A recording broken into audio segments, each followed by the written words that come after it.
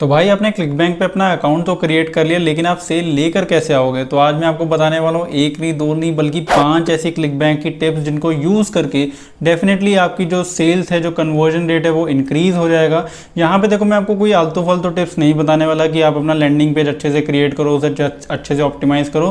तो जो चीज़ें एक्चुअली में वर्क करती हैं और जो आपको जाननी चाहिए सिर्फ वही आपको बताने वाला हूँ। तो अगर चैनल सब्सक्राइब नहीं करा है तो अभी कर लो। तो बिना किसी देरी के शुरू करते हैं। तो जो सबसे पहली टिप है वो ये है कि आपको अच्छे से प्रोडक्ट रिसर्च करनी है। अब मैंने बहुत बार देखा है कि लोग क्या करते हैं, क्लिकबैंक पर जाते हैं, जाके वहाँ पर ग्रेविटी का फिल्टर जो है वो यूज़ करते हैं, ग्रेविटी के अकॉर्डिंग अपने ऑफर्स को सॉर्ट करते हैं और जिस ऑफर की सबसे ज़्यादा ग्रेविटी होती है उसको प्रमोट करना स्टार्ट कर देते हैं। क्योंकि होता क्या है कि जिसकी ग्रेविटी ज़्यादा है मतलब कि वो मार्केट में अच्छा कन्वर्ट हो रहा है। लेकिन आपको यहाँ पर एक चीज़ ये समझनी है कि अगर कोई प्रोडक्ट मार्केट में अच्छा कन्वर्ट हो रहा है तो यानी कि उसका जो कॉम्पिटिशन है वो भी ज़्यादा है। क्योंकि अगर आपने ऐसा ऑफर चूज़ करा जिसकी ग्रेविटी ज़्यादा, तो खाली आपको ग्रेविटी ज़्यादा नहीं दिख रही है, जो बाकी के लोग हैं, जो आपके कॉम्पिटिटर्स हैं, उनको भी तो ग्रेविटी ज़्यादा दिख रही है, तो वो भी वही ऑफर को प्रमोट करें। तो अगर सारे लोग उसी ऑफर को प्रमोट करेंगे तो जो सेल्स है, जो कन्वर्जन आने के चांसेस है वो कम हो जाते हैं। अब जैसे कि एग्जांपल के लिए मान लीजिए कि 10 लोगों को कोई प्रोडक्ट परचेज करना है और जो बेचने वाले लोग हैं वो सिर्फ एक है, तो एक बंदा बेच रहा है, 10 खरीदने वाले हैं, तो यानी कि उस एक बंदे को 10 सेल आएंगी। लेकिन अगर मान लीजिए खरीदने वाले 10 लोग हैं और बेचने वाले 100 या 1000 लोग हैं, तो आप सोच सकते हो कि सेल किसको कितनी ही आएगी। तो आपको यहाँ पर भी ये चीज़ सोचनी है कि अगर आप कोई ऑफर ऐसा चूज़ करो जिसकी ग्रेविटी ज़्यादा है, कंपटीशन ज़्यादा है, तो वहाँ पर आपको सेल आने के चांसेस ज़्यादा भी हो सकते हैं और कम भी हो सकते हैं। तो ये चीज़ आपको समझनी है। आपको सिर्फ ग्रेविटी के बेसिस पे ऑफर नहीं चूज़ करना है। ग्रेविटी क्या है? एक मैट्रिक है जो आपको सिंपली ये बताता है कि हाँ ये प्रोडक्ट अच्छा कन्वर्ट हो रहा है, हो सकता है कि आपको भी सेल आ जाए। बट ऐसा नहीं है कि ग्रेविटी के बेसिस पे ही आपने वो ऑफर चूज कर लिया या ग्रेविटी के बेसिस पे आपने उस ऑफर को चूज नहीं करा। ग्रेविटी के अलावा भी बहुत सारी ऐसी छोटी छोटी चीजें हैं जो आपको देखनी है। किसी भी ऑफर को चूज करने से पहले आपको देखना है कि क्या उस पर कॉम्पिटिशन कितना है, कॉम्पिटिटर कौन कौन से हैं, क्या उन्हें सेल आ रही है, नहीं आ रही है तो कितनी आ रही है। तो जितनी भी ये सारी छोटी छोटी चीजें हैं ना, प्रोडक्ट रिसर्च से पहले वो आपको अच्छे से कर लेनी है। और प्रोडक्ट रिसर्च कैसे करते हैं, जल्दी इस पर एक वीडियो आने वाली है जिसके अंदर मैं आपको पूरा डिटेल में एक्सप्लेन करूंगा कि कैसे अच्छे से प्रोडक्ट रिसर्च करें क्लिकबैंक के ऑफर्स की, ताकि जो भी ऑफर आप प्रमोट करने वाले हो आपको पूरा उस पर कॉन्फिडेंस हो कि हाँ ये प्रोडक्ट आपने अगर चूज करा है तो क्यों चूज करा है और इस पर सेल आएगी तो क्यों आएगी। जो सेकंड टिप है वो ये है कि अगर आप कोई ट्रैफिक सोर्स यूज करने वाले हो अपने क्लिकबैंक के प्रोडक्ट्स को प्रमोट करने के लिए, तो आप वो ट्रैफिक सोर्स क्यों यूज करने वाले हो, क्या रीजन है उसके पीछे, ये आपको अच्छे से पता होना चाहिए।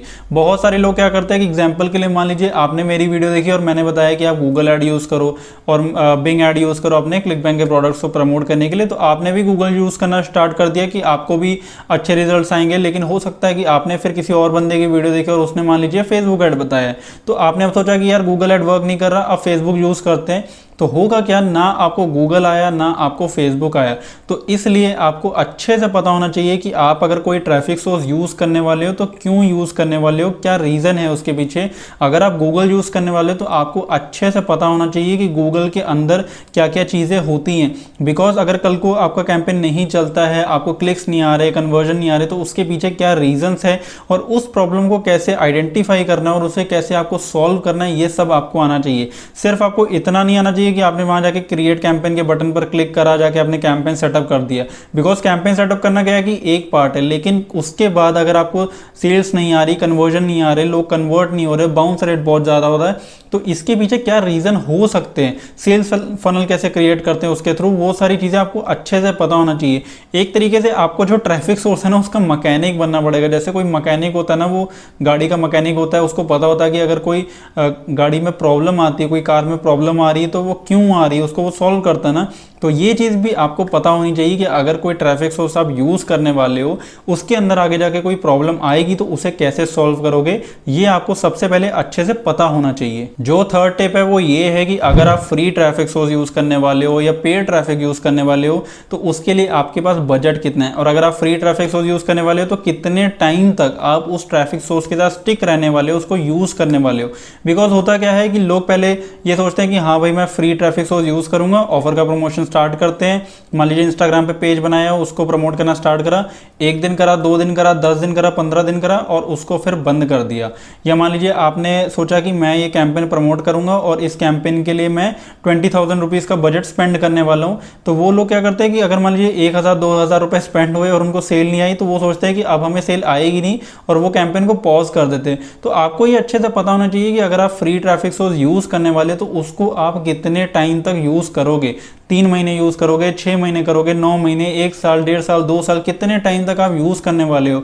और जितना भी टाइम आपने यहाँ पर चूज़ करा है, आपको उतने टाइम तक उसके साथ स्टिक रहना है, आपको उसे कंटिन्यूसली प्रमोट करते रहना है। और अगर मान लीजिए आपने किसी कैंपेन के लिए कोई बजट असाइन करा है, आपने सोचा है कि मैं इस कैंपेन को प्रमोट करने के लिए 20,000 रुपीज़ का बजट असाइन करता हूँ, मैं इसको 20,000 रुपीज़ इस कैंपेन के ऊपर स्पेंड करने वाला हूँ, तो आपको फिर ऐसे नहीं करना कि आपके 10,000 रुपये स्पेंड हो गए तो आपने कैंपेन ही बंद कर दिया है। अगर तो मान लीजिए आपके 15,000 स्पेंड हो गए तो आपने कैंपेन बंद कर दिया, तो ये सब नहीं करना।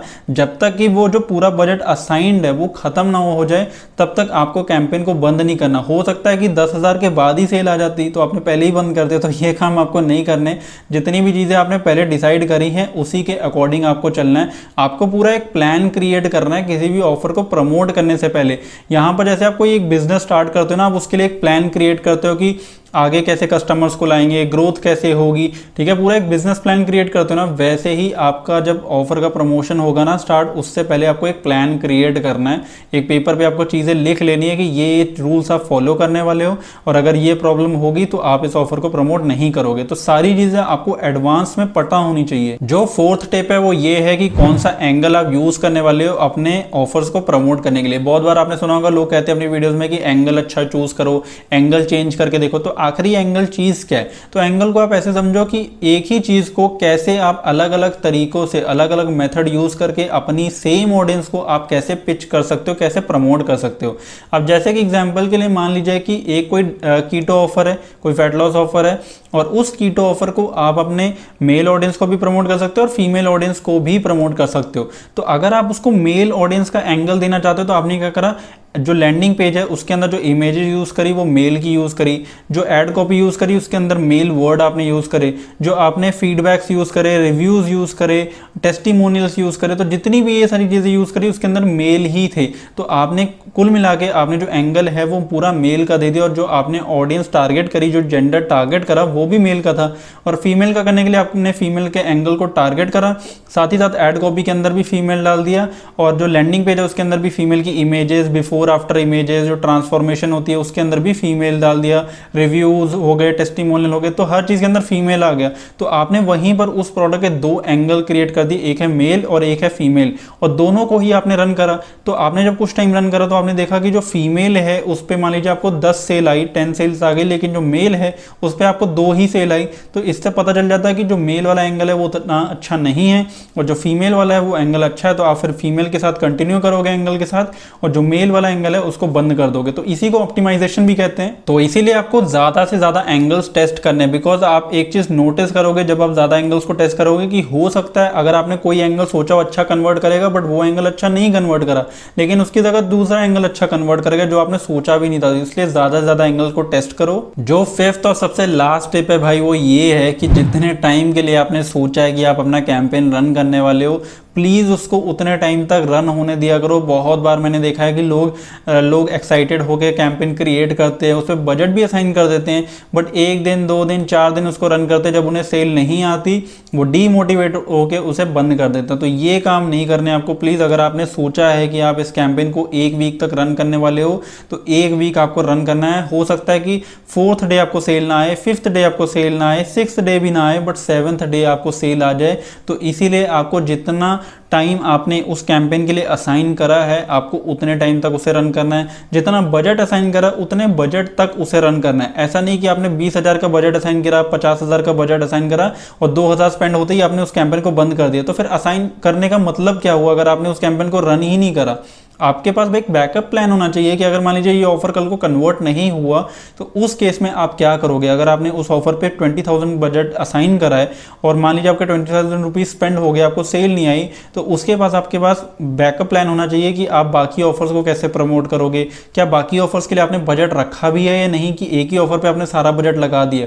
तो ये सारी चीजें जो है ना छोटी छोटी, ये आपको पहले से देख लेनी है। तो ये थी 5 क्लिक बैंक टिप्स जो आप यूज कर सकते हो अगर आप एक कंप्लीट बिगिनर हो, ताकि आपको ज्यादा सेल्स और ज़्यादा कन्वर्जन्स आ सके और स्टार्टिंग में जो आप गलतियां हैं वो ना करो। तो आई होप आपको ये वीडियो पसंद आई होगी। तो वीडियो पसंद आई तो वीडियो को लाइक कर देना, और यार अगर नहीं पसंद आई तो डिसलाइक भी कर देना। और अगर आप चाहो तो फेसबुक, लिंक्डइन और इंस्टाग्राम पर भी फॉलो कर सकते हो। तो बाय बाय, टेक केयर।